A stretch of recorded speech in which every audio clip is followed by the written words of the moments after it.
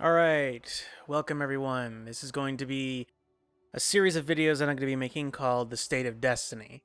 The reason why I'm making this video is because honestly I need somewhere to vent, and because every time I also complain about the same exact things that everyone else is complaining about on Reddit, all of a sudden everyone has the complete opposite opinion of the things that they just said, and they're now going to turn around and make fun of me for having these opinions. So I'm going to go ahead and just do it here. For this video, we're going to be focusing mostly on the PvE content of Destiny. I will occasionally mention PvP, but that'll be for another video. This video will mostly focus on weapons since, as it currently stands, I don't think armor really needs that much of an overhaul. Maybe one or two tweaks, but honestly, I don't think they're even worth mentioning. They're mostly my opinion. With that being said now, let's actually go forward with the PvE content. Currently, as it stands, the seasonal content for PvE has been extremely shallow, with only the first two seasons actually adding anything new to the game. The other two seasons were pretty much just public events that were glorified. I would really wish that they would do more for these seasons, but honestly, with only a 3-month turnaround time, I don't know what Bungie could possibly do. Maybe hire more people and just throw money at the problem, but that's obviously not the best idea. What I would like to see more of is also story missions. Why are we not really getting any? It's been a year since really anything has happened, and pretty much all of the lore that's been happening, everything that's been happening in the background, has come from the Eververse store. Why?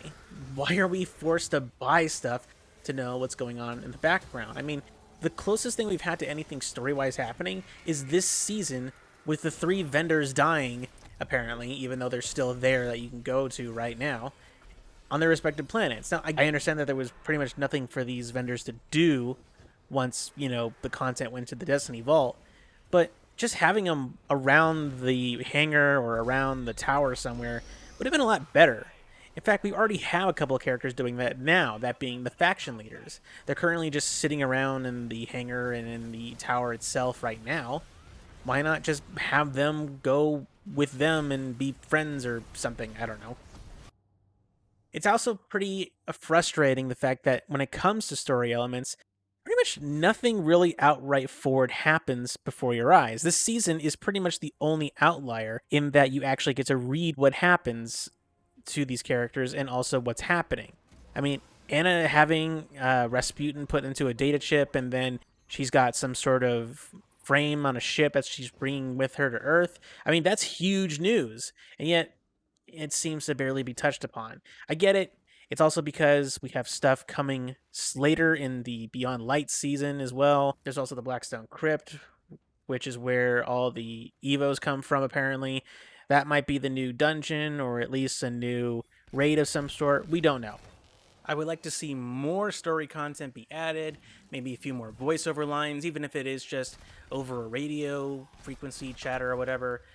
But it's a lot better than having to read a wall of text, at least in my opinion. Some people don't mind. I find it to be rather annoying, though.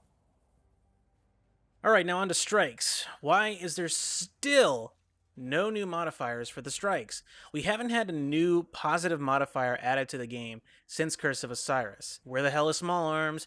Where the hell is Specialist? Perhaps come up with positive modifiers just once?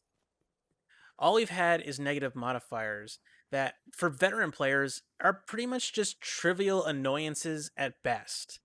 Even Grandmasters are relatively easy if you have at least one meta exotic weapon and aren't completely stupid when it comes to actually using them against champions. That's pretty much it for strikes. I don't really have anything else to say other than, maybe add one new strike a season. As it stands, it gets really, really, really annoying and boring to play the same strikes all year with no changes whatsoever. I would gladly like to see more strikes added rather than PvP content. Quite honestly, I can play the same exact maps on PvP 100 times and still be entertained, and yet I can't do the same thing for strikes because it gets boring doing the exact same thing over and over again. Perhaps they should also as well maybe change the strikes to where instead of having one set of modifiers per day, it's a different set of modifiers every single strike. That way it changes things up, it makes you change your playstyle, and actually encourages you to switch out, stuff in your loadout. Again, this would be really good if we could bring back Small Arms and Specialist as well. Alright, now for the PvE meta. It severely, needs a drastic change. It's been exactly the same since Destiny 1, with reload and damage perks being the absolute king. The only shakeups that we get is when seasonal mods come into play, and yet barely anyone actually uses them. I've never seen a single person that is not a YouTuber actually use the light mods, and barely anyone uses the Seraph mods now that Season of the Worthy is over. Maybe Bungie could add some sort of, flair in the game that says, hey, you have these mods, they actually do really, really good damage. I mean, the light build that I have now basically always gives me twice the damage that I normally would get. Yet nobody uses these things because, well, they're just not really that interesting to people, or they just don't know how to do them. I mean, when light mods first came out, I had no idea what I was supposed to do to get charged with light to work, or the requirements were just so ridiculous, like get 4 kills in a row, with 6 people running with you, by the way, or 4 people, or even 2 people that could steal your kills, just to get 1 charge of light. We also need a desperate shakeup when it comes to supers. Currently, the only real supers that anyone is pretty much allowed to use in at least high-level content is Wells, Night Stalkers, and Bubble Titans. That's it. The offensive side of supers are far weaker, or they're just stupid to use in this PvE content. In lower content, it really doesn't matter, because if you somehow die in a normal strike, you're either brand new to the game and don't really know what you're doing, or you just weren't that really good at all to begin with. I'm sorry to say, but it's just the truth. It's really, really hard to fail unless you do it on purpose. Some supers are also completely useless. Spectral Blade for Hunters, Banner Shield for Titans, Nova Warp for Warlock. I mean, sure, maybe Banner Shields could be used in some actual way, in some very niche situations, but for the rest of the 99% of content, it's not really all that useful. Sure, Bungie does design some of these supers primarily for PvP, but that doesn't mean they shouldn't be completely and utterly useless for PvE. I would like to see some of these get a retuning for PvE content. They've done it before with shotguns getting specific damage modifiers in PvE in comparison to PvP. They've done it before with supers in the past. I really wish they would do it again for these. Alright, now let's talk about the gun meta, and the fact that it is ungodly boring. Scout rifles are still borderline useless, with the only French candidates being Nightwatch and Randy's throwing knife that really get any attention. I would really like to see scout rifles either A, get a zoom reduction in order to make them more usable in the close encounter areas that Bungie keeps making and not seem to realize that we need more far distance range encounters to use these things, or to give them more damage. Now luckily we do know that they are going to get a buff next season, but whether or not it's going to be any good, we have no real idea. What about fusion rifles and the fact that they're borderline useless? With the fact that literally only one legendary fusion rifle gets any significant play within the game. That being the pinnacle weapon, Loaded Question. And even then, it's understandable. It's basically what Firefly, or at least Dragonfly in this game, is supposed to be. A one-shot, it kills everything in its radius, no problem. Otherwise, it's just exotics like Jotun and 1K. That's it. And even then, I would argue that 1K is barely a fusion rifle because while it does behave like one, it acts more like a rocket launcher from Destiny 1. It hits like a truck, and yet it does ungodly amounts of damage. How about snipers and how borderline useless that they've become since Bungie reversed the buff that they've received? No longer do I see anybody use snipers for anything other than PvP content. Even the ones that still cling to them are using Izanagi's and Whisper. No one is really using legendary sniper rifles unless they're forced to because it's their highest light weapon. Because of Bungie's reasoning that it was too safe of an option, all it did was just make us switch to different safe option strategies. Remember when you were allowed to use anything but Xeno or Whisper in Garden's last boss encounter? Yeah, I remember, and I now am really bored of using the exact same loadout every single time because it's the meta. What about machine guns and how still borderline useless that they are for anything besides trash mobs? When they first were introduced, they really did actually shake up the meta, because now you actually had a very different option when it came to your heavy weapon. Beforehand, it was mostly Sleeper when Sleeper was still around, or maybe a 1 or 2 French candidate rocket launchers, or even better, just 150 grenade launchers. As it stands, there's really only a couple weapons that are even worth using, that being Xenophage, 21% Delirium, and Hammerhead. but Bungie nerfed machine guns because apparently they were doing too much damage to bosses, even though they weren't really the greatest against them. For whatever reason, Bungie seems to be clinging onto this fantasy that we mostly use our heavy weapons for ad clearing, when most of the time we're not. Most of the time we're saving our heavy weapon ammo for the boss damage, because why wouldn't we? That was the entire point of using the heavy weapons. We've been doing that since Destiny 1, and yet in Bungie's mind, for some reason, we're using them to clear trash mobs? Bungie, in case you haven't noticed, we have primary and secondary weapons for a reason. Those very two groups of enemies to go against. Now what about rocket launchers and the fact that they are still completely useless in the grand scheme of things, with only 2 rockets that ever see any real play, one being Bad Omens, and I would suspect very likely this is only because Bad Omens has been reissued for this season, and it's also the only aggressive frame rocket launcher that is currently going to be usable that has tracking rounds. And even then, it's still not overall that great of a rocket launcher. The other one being Wardcliff Coil, and I would bet cash money that most of its usage comes from people that are trying to farm for the Braytech Osprey before Wayfarer becomes impossible to get. What about Sidearms, and when the hell are they going to be good at all in PvE? As of late, the only non-exotic sidearms that have caused any real draw in the community are Last Hope, and even then, it only because it had an extremely cracked roll potential before Bungie nerfed Feeding Frenzy, and Breachlight, and even then, it was only because it was one of the few aggressive frame sidearms that was also pretty decent in PvP. Also, more of a side note, where the hell are the Suros sidearms? For the longest time before this season, when they reintroduced one for Iron Banner, the only place that you could get a random roll legendary Suros sidearm was from the Forge. Why? Why was this particular sidearm just seemingly forgotten for so long? I actually really enjoy the Suros sidearms because of their full auto fire, but after farming Forges for 10 hours straight and getting absolutely nothing when Season of the Forge came out, I didn't exactly stick around to waste any more of my time with how stingy it was. To this day, the Forges are still pretty damn stingy when it comes to actually giving you stuff that comes from it, that didn't come from 801. What about linear fusion rifles? Did Bungie just completely forget about them?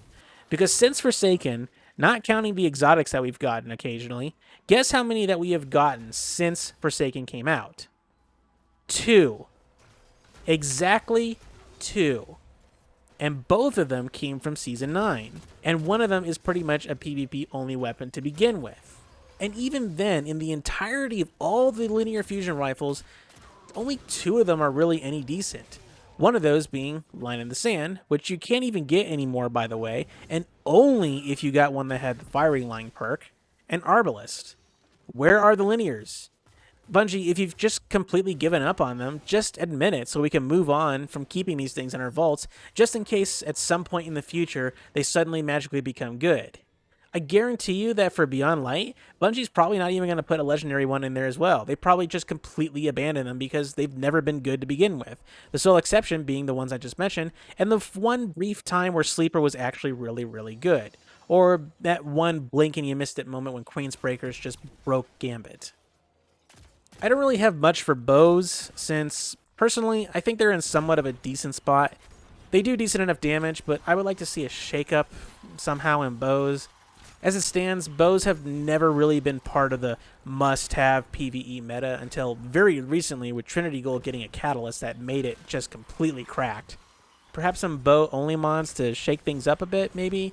There's already a couple, but maybe a couple more would be nice. I'm not quite sure what you could really do with bows. Trace rifles are almost completely and utterly boring.